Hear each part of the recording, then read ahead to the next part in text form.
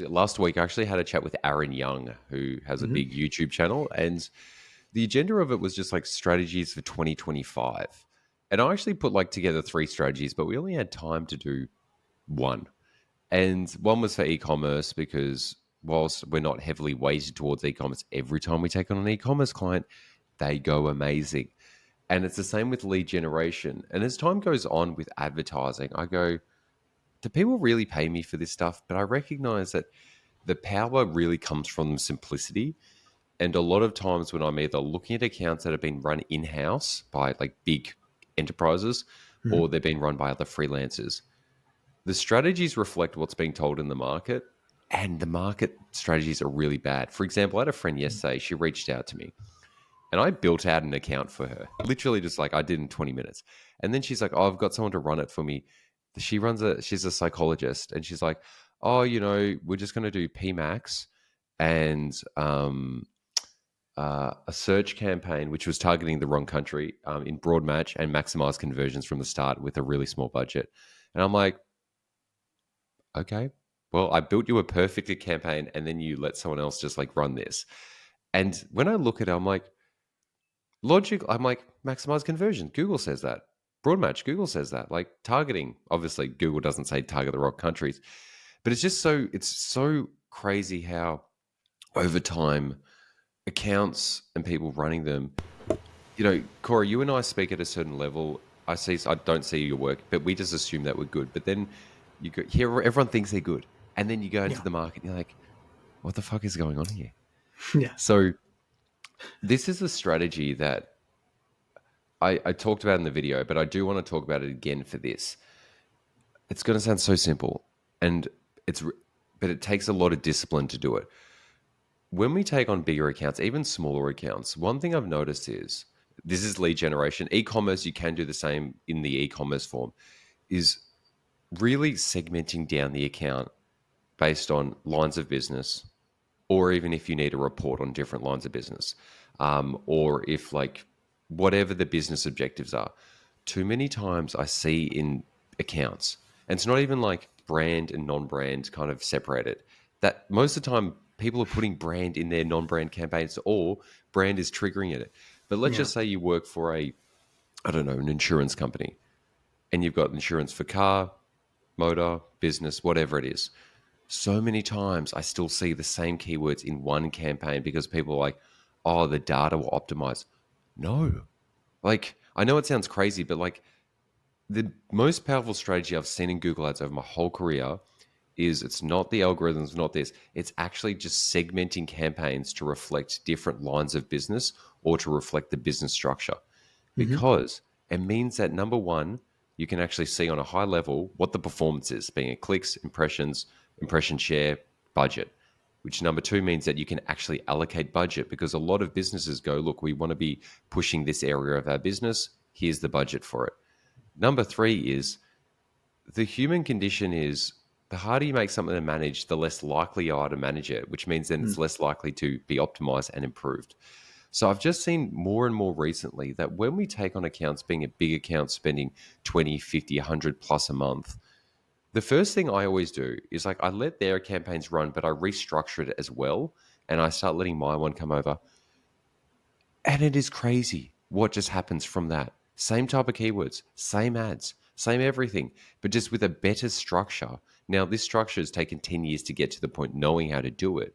But by doing a better, cleaner, clearer structure, the account will just start taking care of itself, which also means that when I'm doing reporting for the clients in sheets and other things, I can literally show them this line of business spent this much money in the account. We did this much revenue offline. I can do a quick, clean, really clean, just going, we spent $50,000, we made $500,000, or, in quotes, and then $200,000 in sales, and start to measure out the actual business lines, but actually seeing what happens from click, conversion, quote, and sale. Yeah. And I just do not like it. Actually, I don't know how people do it. They just don't do this stuff. They literally just look at the ad account and go, we spent this much, we got this many leads. Yeah. And that's where the limitations of advertising is coming now, is like advertising does not end in the account. It ends with like the actual sale. And if you're not starting to like align your work with that and structuring accounts like that, you're going to be out of this industry in 2 years' time. You're beating me to it. That's exactly my thoughts. Is that that's one of your biggest value adds, is being able to interpret whatever the business is telling you and transferring that knowledge into the tool that is Google Ads or whatever it is, Facebook Yeah. Ads or whatever.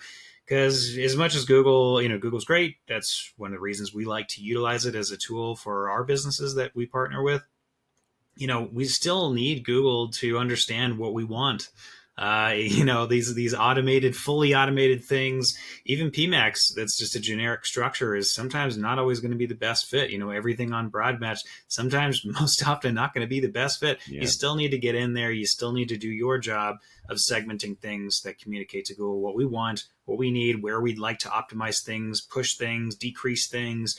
Some businesses are really simple. They might not need any kind of dramatic segmentations, and that's fine, but it still takes that expertise from someone like you or me to say, you know what, your goals are not that complicated. You only have 4 products. We don't need this overthought, over analytical, over optimized account, because we know from our experience, as much as that looks great on paper, that like, man, this is so, scientifically backed based on your Yeah. historical data, the reality is Google's going to probably have a tough time with such limited data.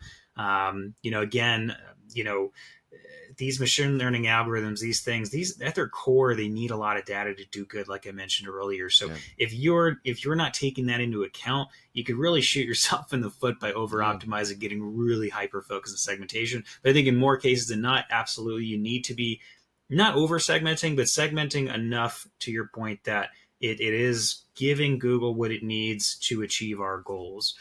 So very, very important point. Yeah. Yeah. It sets the direction and it stops mixing data together that shouldn't, because Yeah. a lot of businesses, like if it's e-commerce, this is different. It's for like, this is mainly like e-commerce, you can lump a lot of products together. It's very unlikely that they're selling like a tent and then a pair of shoes. Most of the clients are like, if they're selling, clothing, it's a shirt and pants. It's in the same sphere. But for a lot of businesses, when they have different lines of business, they may be targeting very different types of people. Mm-hmm. And if you're mixing different data pools of people, keywords, ads into the same area, you're just messing it up. But then also I notice is this, it's like over time, inevitably, if you simplify your campaigns too much, the client, the business will go, oh, we want to focus more on this line of business this month. Can you add more budget to it? And it's like, Yeah. well, okay, well, we can't because it's in the same campaign. So now we're going to have to split it out, Mm. and the data's going to kind of reset itself. Yes, you know what converts, but it's like, why not just get ahead of it? Why not always Yeah. assume that the business is going, hey, we want to push this line of business now, Mm-hmm. and set it up that way? So then from the start, the data's already pulling into one area. So all you're doing is pulling the levers of budget and Yeah. impression share more than actually just, trying to go, let's just lump it together, see what the algorithm does. Because Yeah. this isn't for you, Corey, because I know you're not like this, but most people who just kind of put things together and consolidate it, they do it because they're lazy and they actually just don't understand how data works. The Mm. data is like, you need a big pool of data, and they're going from that perspective. But they go, but if you're putting different things in there, it's like making a soup. Like, are you Mm. making like a minestrone soup or like a chocolate fondue like soup? And if you Ooh. put those two things in together, you're going to have a very like gross outcome. And I think that's what a lot of people are missing now.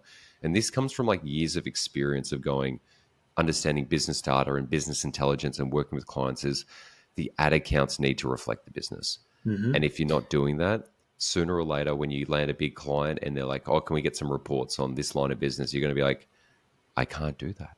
And then you'll Yeah. start to realize why we do this stuff. Yeah.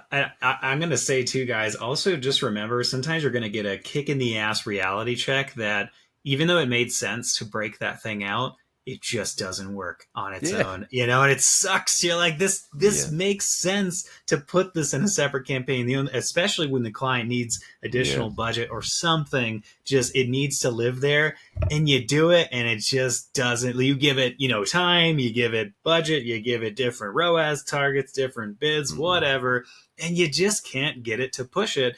And what I found some of the time when that happens, just maybe a sidetrack hot tip, look at inter campaign, ad group by ad group, um, how do I say this, like sort of cross interactions between ad groups and attribution. Sometimes you'll find that one ad group is actually kind of feeding another ad group in terms of conversions. And so what happens is sometimes you'll take like a really top performing ad group that's sucking up all the budget. Let's say you keep that one in, you move everything else out. All of a sudden you can't get that other stuff to spend at Yeah. all, or vice Yeah. versa. You take the big one out and you move it, and all of a sudden everything starts dying. You're like, what is going on? Don't forget that sometimes there is this attribution that's happening at the ad group level. I think a Yeah. lot of people forget about that. They just think campaign, they think cross channel, but there also is things that are happening at the ad group channel. So it's something that's very hidden that I had to find through my own analysis, but it might be helpful for some when they go, what the heck is going on, you know? Anyway, a That's little not sidetrack. boring. Well, mate, I'll keep the other ones for the next few weeks, just so Okay. we can have maybe um, strategy that works on like a meta level for most businesses, especially like Okay. like depending on the industry, but usually bigger accounts. So Mm-hmm. we can wrap this part up here.